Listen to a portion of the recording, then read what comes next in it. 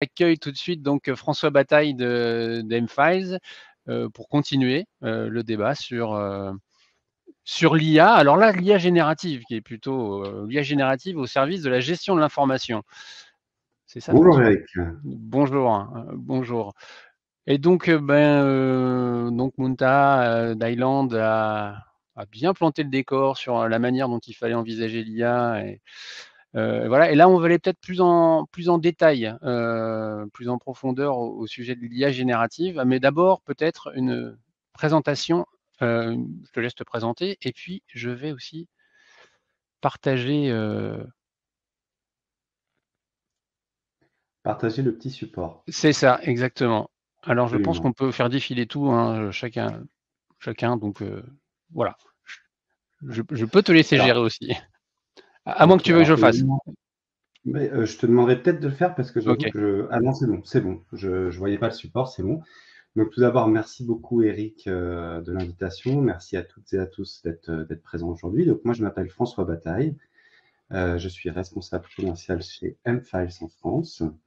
Donc aujourd'hui, je vais vous présenter M-Files et je vais vous parler de notre vision de l'apport de l'IA dans le domaine de la gestion de l'information. Alors, en introduction, peut-être juste un petit mot sur M-Files. Donc, nous sommes éditeurs de logiciels dans le domaine du Knowledge Work Automation. Je vais en parler, je vais vous dire ce que ça veut dire. Mais globalement, c'est ce qui est un peu plus connu sous le nom de gestion de l'information, de manière un peu plus étendue. Et je vais vous dire comment M-Files peut vous aider à automatiser votre gestion de l'information dans un objectif d'efficacité et de productivité pour votre entreprise ou pour votre organisation publique. Et alors, juste avant que tu démarres, François, je vais vous proposer à tous un sondage. Je vais le publier tout de suite. Je vais vous laisser y répondre et comme ça, on étudiera, on réagira aux résultats à la fin de ton intervention, François. Donc, alors, je ne sais pas si vous le voyez. François, est-ce que tu le vois, le sondage? Non. Alors, le sondage, je ne le vois pas, mais je ne doute pas que ça fonctionne.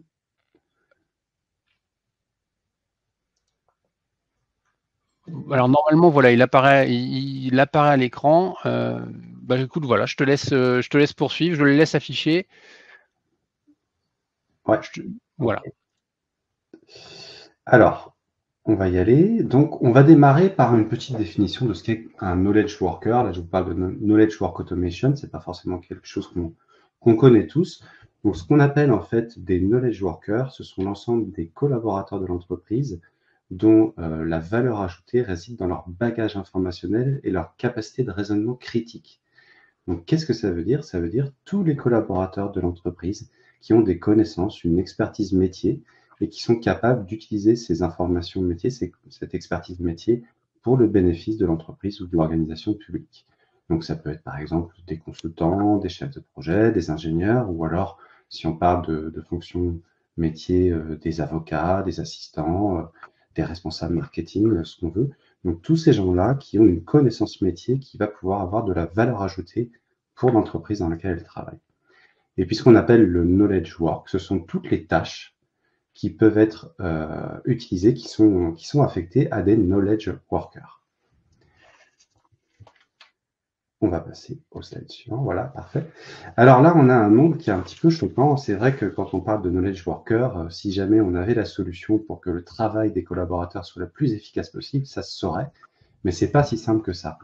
Il y a une étude qui a été publiée par l'Harvard Business Review qui montre qu'il y a 41% de temps en moyenne qui sont perdus tous les jours par les knowledge workers, par les collaborateurs.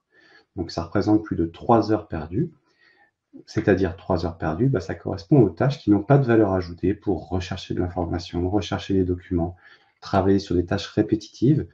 Et finalement, les collaborateurs ne sont pas dans l'entreprise ou dans l'organisation publique pour cette raison. Ils sont là avant tout pour apporter leurs connaissances, comme on le disait. Et donc, ce temps perdu va avoir un impact à la fois pour les collaborateurs qui vont être découragés, qui vont être déconcentrés, qui vont être moins efficaces, voire qui vont envie de changer de poste. Et puis également pour l'entreprise, puisqu'en termes de productivité, d'efficacité, c'est pas optimal. Donc finalement, on peut se demander comment on fait pour améliorer ce problème et déjà, d'où vient ce problème? Alors il y a plusieurs facteurs, bien évidemment, mais par rapport à ce que nous, on voit, le facteur principal qui fait que ce temps est perdu tous les jours par les knowledge workers, c'est ce qu'on appelle le chaos informationnel. Alors, c'est quoi le chaos informationnel? C'est cette situation que vous connaissez sans doute, dans laquelle, finalement, quand vous avez besoin d'accéder à une information ou à un document, vous avez de multiples endroits où ces documents ou ces informations sont stockées. Ça peut être différents systèmes de GED, ça peut être des lecteurs réseau chez vous, ça peut être la messagerie, ou alors des copies que vous avez fait en local sur votre PC. Donc finalement, on se retrouve dans cette situation où quand on a besoin d'accéder à l'information, on ne sait pas où la chercher, c'est ce qu'on appelle le chaos informationnel. Alors, comme je le disais, ça a un impact assez fort sur les collaborateurs, ça va pouvoir les distraire, les déconcentrer.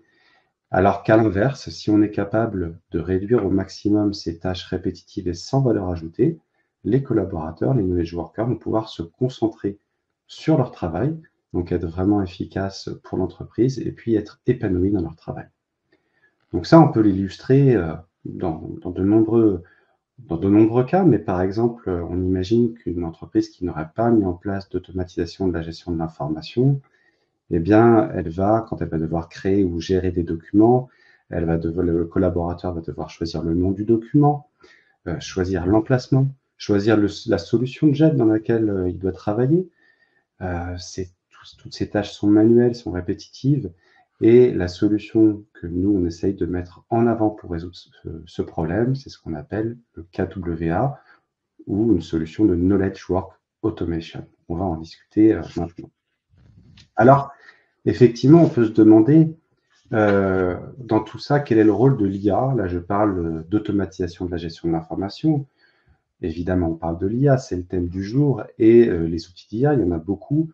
Ils sont très efficaces, on le voit au jour le jour, ils sont d'une grande aide, ils vont nous permettre de retrouver facilement de l'information, de faire des résumés de documents, de faire des recherches par rapport à des documents qui ne sont peut-être pas dans notre langue naturelle. C'est très bien. Mais nous, chez mFiles, on a la conviction que avant l'IA, on est déjà capable de mettre en place des solutions d'automatisation de l'information sans pour autant utiliser des outils d'IA. Alors, qu'est-ce que ça signifie? Ça signifie qu'en fait, pour automatiser votre gestion de l'information, vous allez pouvoir le faire dès lors que vous avez des tâches à effectuer qui concernent des activités répétitives pour pouvoir mettre en place des instructions, des procédures, des normes, des réglementations. Et effectivement, avec des solutions de Knowledge Work Automation comme mFiles, vous allez pouvoir automatiser un grand nombre de choses sans outils d'IA. Vous allez pouvoir automatiser tous les processus qui sont manuels. Vous allez pouvoir automatiser, on va le voir dans un exemple, tout ce qui concerne la création, la gestion des documents. Vous allez pouvoir aussi automatiser la partie confidentialité des documents, les droits. Et puis, dès lors que vous avez fait tout ça, là, vous allez pouvoir décider de mettre en place des outils d'IA sur une base qui est propre, qui est saine et sur laquelle vous avez des informations à jour, pertinentes, et vous allez éviter cette situation de chaos informationnel, parce que mettre en place une IA dans une situation de chaos informationnel, ça ne fonctionnera pas. Vous allez avoir des documents et des informations qui sont dispersés, et finalement, vous avez beau avoir le meilleur outil d'IA, le résultat ne sera pas bon du tout. Alors, on peut maintenant parler du KWA, du Knowledge Work Automation, pardon. Qu'est-ce que c'est? Mais avant tout, il y a une étude assez intéressante de McKinsey qui a révélé qu'il y a environ 45% du temps des collaborateurs qui pourraient être automatisés avec les technologies qui sont disponibles aujourd'hui. Alors, il y a beaucoup de technologies qui existent aujourd'hui pour automatiser la gestion de l'information. Vous avez sans doute entendu parler du BPM, le Business Process Management. Donc, c'est tous ces outils qui vont vous permettre, de façon un peu vulgaire, de mettre en place des workflows, donc d'automatiser des processus manuels. Ça, c'est une réponse possible pour automatiser la gestion de l'information. Il y a également les outils de RPA, de Robotic Process Automation, donc la mise en place de robots pour remplacer des tâches humaines un petit peu rébarbatives, comme de la création ou de la modification de tableaux Excel. Très bien, on a le CM, des solutions de CM qui vont aussi permettre de faire un certain nombre de choses pour automatiser la gestion de l'information. Il y a naturellement les solutions d'IA, on en parle et on va en parler, mais les plateformes de Knowledge Work Automation ont cette particularité de pouvoir automatiser de bout en bout toute la gestion de l'information que vous êtes amené à utiliser au jour le jour. Ça va aller de la création de vos documents à la gestion de vos documents, à, comme on disait, l'automatisation des processus, la capacité aussi d'appliquer des règles de confidentialité de façon automatique, et puis également ce qu'on appelle la collaboration étendue. Donc, je vais vous donner 2 exemples. Vous allez pouvoir, par exemple, avec M5, avec une solution de KWA, créer de façon automatisée des documents en s'appuyant sur des modèles de documents qui vont vous être proposés et qui vont déjà contenir une grande partie de ce que vous devez créer comme contenu. Ces modèles de documents vont pouvoir s'appuyer sur des bibliothèques de clauses ou des clausiers, par exemple, si jamais il s'agit d'un contrat, et vous n'aurez pas besoin de faire des copier-coller, de faire des tâches manuelles pour créer vos documents. Vous allez aussi pouvoir, je parlais de la collaboration étendue, donc cette capacité, si c'est votre cas, et c'est sans doute votre cas, dans un processus de gestion documentaire, de faire intervenir, par exemple, quelqu'un d'externe comme un client, comme un fournisseur, eh bien, avec ces plateformes de KWA, comme M-Files, vous allez pouvoir intégrer directement dans votre processus et automatiser cette intervention d'un intervenant externe dans votre processus documentaire pour collaborer sur votre dossier client, par exemple, sur votre dossier, quel qu'il soit d'ailleurs, il va pouvoir ajouter naturellement des documents dans le processus de façon fluide, sans avoir à lui envoyer un mail, sans avoir à lui demander d'intervenir dans le processus. Tout va être automatisé. Alors, on va l'illustrer par un cas concret. Sur ce slide, vous avez un exemple. C'est un exemple, on pourrait en citer beaucoup d'autres. Mais cet exemple où il y a 2 personnes qui vont intervenir dans un processus pour la rédaction d'un plan d'investissement pour un nouveau client. Donc, vous avez cette conseillère et puis le responsable d'équipe qui vont intervenir. Sur le côté gauche, on est dans une situation où l'entreprise n'a pas du tout automatisé sa gestion de l'information. Donc, qu'est-ce qui va se passer? Il va se passer que la conseillère va ouvrir Word, va commencer à travailler sur le document à créer.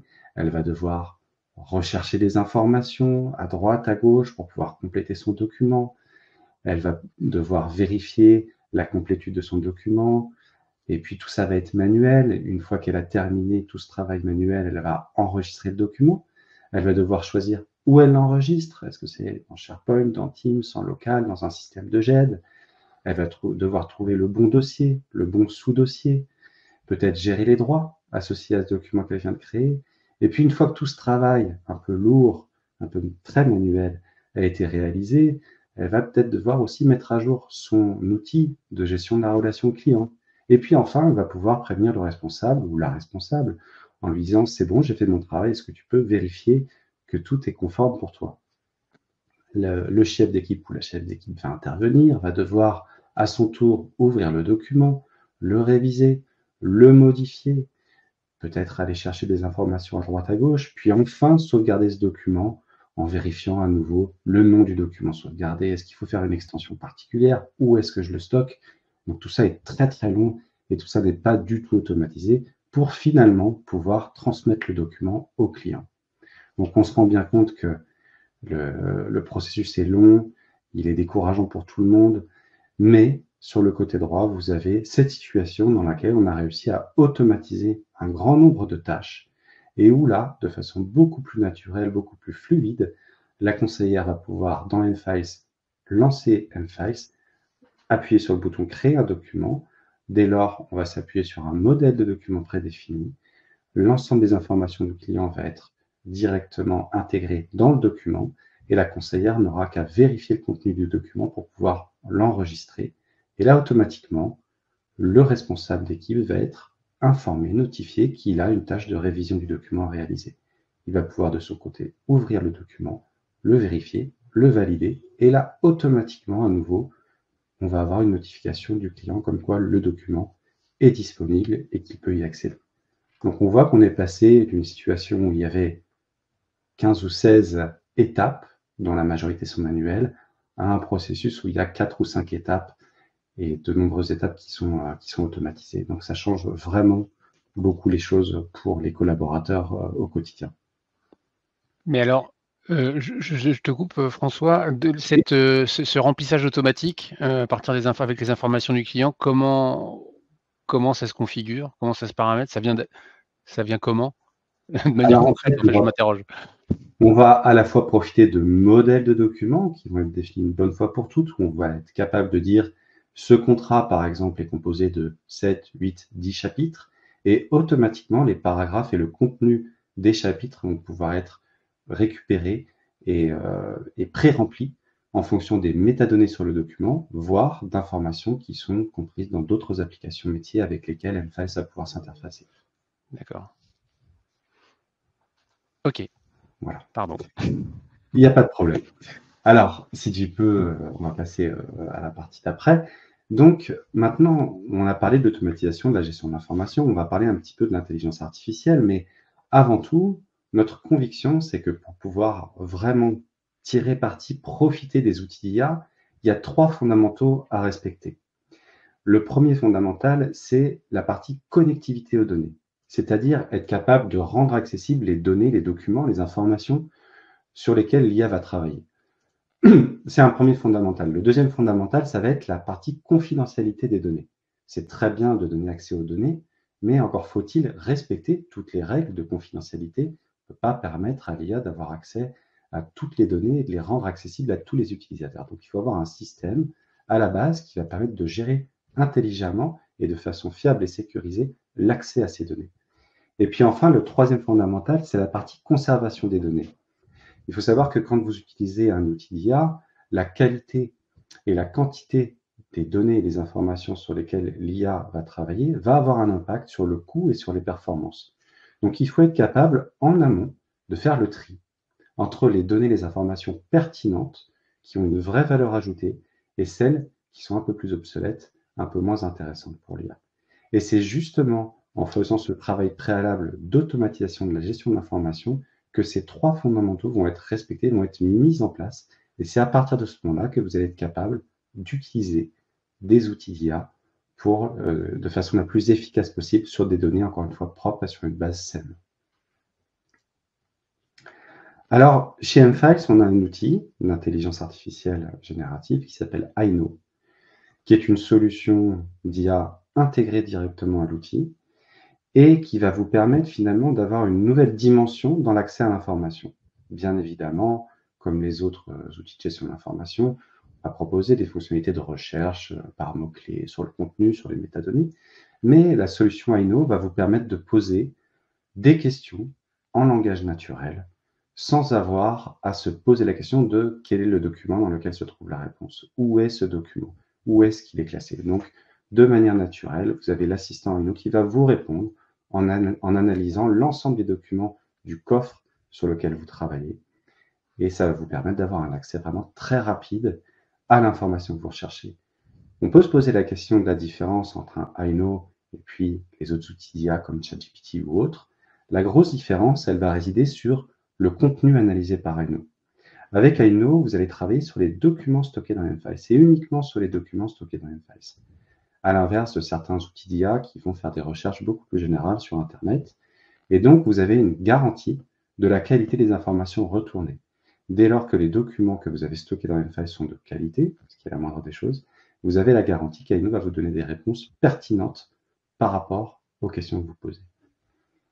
Et est-ce que Aino cite les sources? C'est-à-dire quand tu interroges dans la... Alors, Aino va effectivement, dans ses réponses, faire un résumé de la réponse et citer les sources. Alors, les sources, comme je viens de l'indiquer, ça va être les documents Oui. stockés dans M-Files dans lesquels il est allé chercher ses réponses. Donc, effectivement, vous allez avoir dans la réponse le résumé de la réponse, la synthèse, mais également l'ensemble des documents sur lesquels il s'est basé pour pouvoir formuler ses réponses.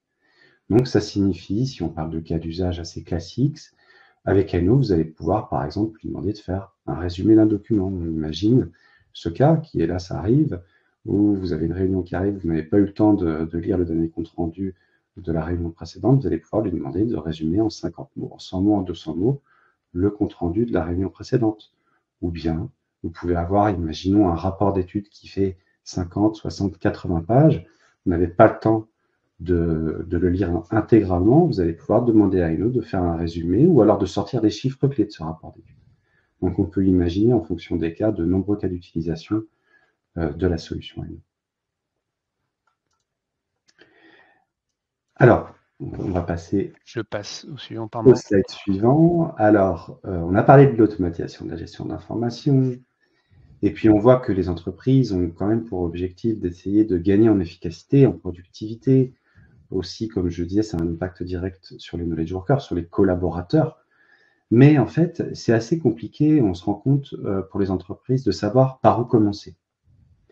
Alors, on a discuté avec nos clients et on a travaillé aussi avec le Gartner et on a élaboré un outil qui va vous permettre, qui est à disposition, qui permet d'évaluer son niveau de maturité dans le domaine de l'automatisation de la gestion de l'information.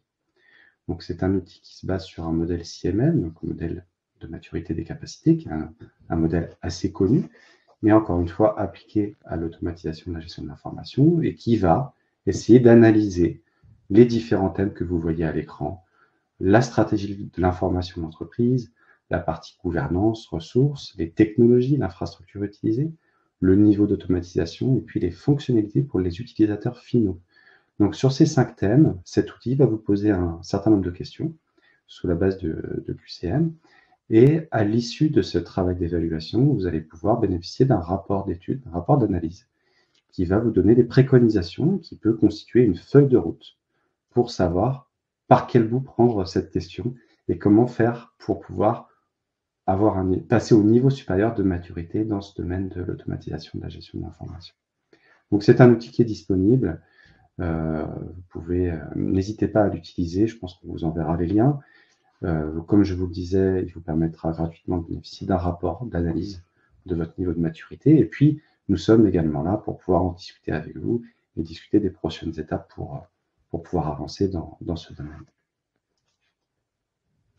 Alors, en conclusion, je pense que j'en ai parlé un petit peu, mais nous avons de notre côté la conviction que c'est la combinaison de l'automatisation de la gestion de l'information d'une part et de l'utilisation d'outils d'IA qui va vous permettre de travailler plus intelligemment.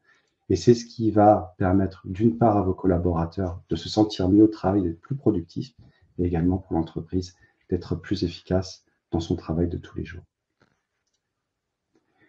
Alors vous avez sur ce dernier slide un petit code barre qui vous permet d'avoir accès à une version d'évaluation de la solution Emphasis. Donc on a une version d'évaluation gratuite durant 30 jours que vous pouvez télécharger de façon simple en suivant ce QR code. Alors bien évidemment, ce que nous, on aime faire, si vous êtes intéressé par ce test, c'est vous accompagner dans le test. Ce qu'on veut éviter, c'est de vous dire, allez-y, téléchargez la solution et puis on en reparle dans un mois ou pas. Au contraire, il ne faut pas hésiter à nous contacter également si vous faites ce test pour qu'on puisse vous aider à tirer le meilleur parti de la solution et vous expliquer un petit peu comment l'utiliser, comment il fonctionne dans votre contexte. Voilà. Je vous remercie beaucoup pour votre écoute et je te remercie, Eric, également, de nous avoir conviés à cet échange. Avec plaisir. Donc j'ai vu que on vous a partagé, Yomna vous a partagé effectivement le lien vers l'outil d'évaluation, le lien vers la possibilité de tester gratuitement Aino. Et là, on peut peut-être commenter quand même le sondage. Alors, il n'y a pas eu, donc là, je vois qu'on est un peu une grosse centaine à être connectés. Il y a, on va dire que la moitié, un peu plus de la moitié a participé, et 57% dit utiliser occasionnellement et expérimentent l'IA avec quelques outils. Donc ça, c'est la grosse majorité, 57%. En deux, on a 20% avec régulièrement, 12% avec intensivement et 11% avec pas du tout. Donc finalement, les choses ont bien bougé en très peu de temps, puisqu'on avait fait une journée, une demi-journée de webinaire, on va dire il y a peut-être un an. On n'en était pas là, du tout. Donc là, il y a 57% de ceux qui nous écoutent qui utilisent l'IA quand même de manière occasionnelle, ok, mais qui expérimentent bien comme il faut. Et, alors je ne sais pas après ce qu'ils utilisent. Je ne sais pas, qu'est-ce que ça t'évoque, ces résultats? Est-ce que tu es surpris? Pas du tout? Non, c'est intéressant. Je pense que comme tu viens de le dire, Eric, on voit quand même que les gens sont les gens sont intéressés, de plus en plus attirés par les outils d'IA. Et moi, le premier, j'avoue les utiliser aussi très régulièrement. Donc, je fais partie des 12%. Après, on constate aussi qu'il y a beaucoup d'initiatives qui sont prises chez nos clients ou les prospects avec lesquels on discute au jour le jour. Moi, ce que je constate aujourd'hui, c'est qu'il y a beaucoup d'entreprises qui sont intéressées, qui ont du mal, encore une fois, à savoir par où prendre cette problématique et qui sont plutôt dans des phases de test. Alors, soit il y a eu déjà des directives de prise au niveau de l'entreprise pour dire je vais choisir par exemple Copilot ou une autre solution. Mais je pense qu'on est encore au début de l'histoire, même si les usages évoluent vite, comme tu viens de le dire. Et puis, si je résume, chez M-Files, donc il y a tout ce côté automatisation des tâches, circuits, remplissage automatique, et cetera, validation. Et puis il y a le côté INO, interrogation de la base de documents, de la base documentaire. Il y a vraiment deux choses différentes. Et est-ce que déjà, vous avez des retours sur l'utilisation d'INO, par exemple? Qui je trouve est en tout cas dans mon domaine, hein, qui est les médias, être capable d'interroger une base documentaire, ma base documentaire, c'est quelque chose, aujourd'hui que je ne peux pas faire. Ou en tout cas, je peux pas faire en interne. Je suis Oui. obligé d'utiliser d'autres outils pour ça. Donc, est-ce Alors, que oui, on voit un intérêt assez impressionnant de nos clients, en tout cas sur la solution Aino. Ce qu'il faut savoir, c'est que la solution Aino est encore relativement jeune, elle a un peu plus d'1 an, mais ça reste le gros focus en termes de R&D pour M5. Donc, elle a beaucoup évolué cette année et on a une grande majorité de nos clients qui, à minima, sont en train de tester la solution Aino. La difficulté, c'est toujours la même chose, c'est pas spécifique à Rhino, c'est de réussir à avoir un cadre de test et à définir des cas d'usage qui vont permettre à l'issue de ces tests de dire oui, ça me convient, non, ça ne me convient pas. Mais effectivement, on le voit, notamment ça fait partie de nos clients, mais on a des clients qui utilisent M5 pour tout ce qui concerne de la R&D, les brevets scientifiques, etc. Et donc, on a des cas d'usage, par exemple, de chercheurs qui se disent j'ai besoin de réponses très simples, très efficaces sur ma base documentaire M-Files, mais je ne veux pas me poser la question de savoir où sont les documents dans lesquels il y a les réponses. Et donc, il y a effectivement beaucoup de tests en cours aujourd'hui sur la solution Aino et avec des décisions qui vont être prises en début d'année prochaine, je pense. et est-ce qu'on peut soumettre à Eno uniquement une portion, enfin un pool de documents bien spécifiques et l'interroger sur ces documents? Ou est-ce que c'est vraiment toute la base? Est-ce qu'on peut sélectionner justement l'endroit qu'on interroge? Alors non, c'est pas l'idée. L'idée, c'est justement de ne pas se poser de questions avec l'endroit qu'on va interroger. Donc, avec Aino, on va vraiment faire des recherches sur l'ensemble du coffre, donc sur toute la base documentaire, sur laquelle on travaille. On peut en revanche, et c'est même pas qu'on peut, c'est que ça va être naturellement fait, gérer les droits. Donc on imagine quelqu'un qui va poser une question à Aino sur, je ne sais pas, par exemple, donne-moi tous les documents en lien avec mon activité entre 2022 et 2024. Les réponses ne vont pas être les mêmes en fonction du profil de ces personnes et des droits de cette personne. Donc on va évidemment, c'est l'un des points que je mentionnais, travailler sur la recherche des documents, mais bien évidemment en appliquant la notion de droit d'accès et de confidentialité.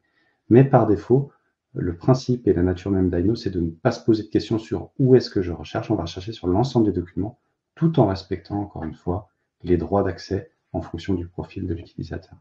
D'accord. Et pour être sûr, alors encore une fois, ça veut dire que j'insiste, mais pour bien comprendre le fonctionnement, si j'utilise Aino pour interroger ma base documentaire, est-ce qu'Aino me ressort uniquement les choses écrites dans les éléments écrits dans les documents ou me propose une version rédigée? Est-ce que je peux lui poser Une une version question et dire rédigée. Une version oui, rédigée. Ça ne va pas juste être un extrait du contenu des documents, ça va bien être une analyse et une reformulation, une synthèse des informations contenues dans les documents avec, comme tu le disais tout à l'heure, un accès aux sources directement des documents dans lesquels les éléments ont été retrouvés.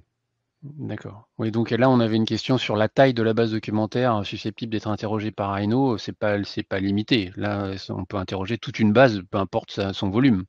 Il n'y a pas de limitation, mais encore une fois, il peut y avoir des considérations de performance, bien évidemment, à prendre en compte, et de coût, puisqu'il ne faut pas se leurrer, les outils d'IA, quels qu'ils soient, ont un coût qui n'est pas négligeable. Donc, d'un point de vue purement technique, il n'y a pas de limitation. Mais notre préconisation, ça va être de travailler, comme on disait, sur une base qui soit pertinente. Et donc, ça signifie de travailler en amont sur la qualité des documents qui feront l'objet des recherches de l'outil d'IA. Très bien. Eh bien, merci François pour toutes ces informations, cette présentation d'Aino et puis des possibilités d'automatisation. Vous avez donc tous les liens pour tester, pour utiliser toutes les ressources d'Emphase, donc n'hésitez pas. Merci François, une prochaine fois. Merci Eric. Bonne À très vite journée. et À bonne bientôt. continuation. Merci.